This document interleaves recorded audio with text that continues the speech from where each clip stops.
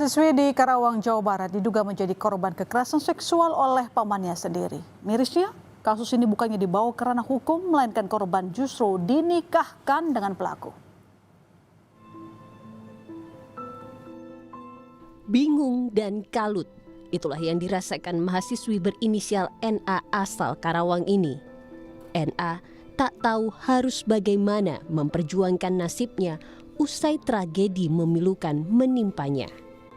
Ia diduga menjadi korban pemerkosaan yang dilakukan oleh pamannya sendiri pada 9 April lalu.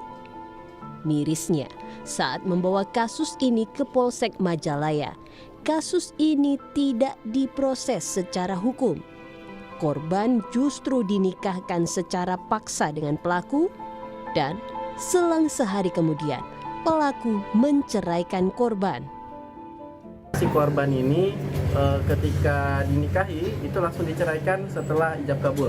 Nah, itu yang pertama. Yang kedua, ternyata dalam proses penanganan di tingkat polsek itu tidak ada proses hukum yang dijalankan. Artinya ketika orang tua dari si korban ini membuat surat pengaduan, itu sama sekali tidak ada langkah-langkah hukum atau prosedur hukum yang dijalankan oleh Polsek Majalaya. Kasus dugaan pemerkosaan pada mahasiswi ini kini diambil alih oleh unit PPA Satreskrim Polres Karawang pada 7 Juli lalu. 9 orang saksi telah diperiksa. Meski demikian, polisi belum menetapkan tersangka.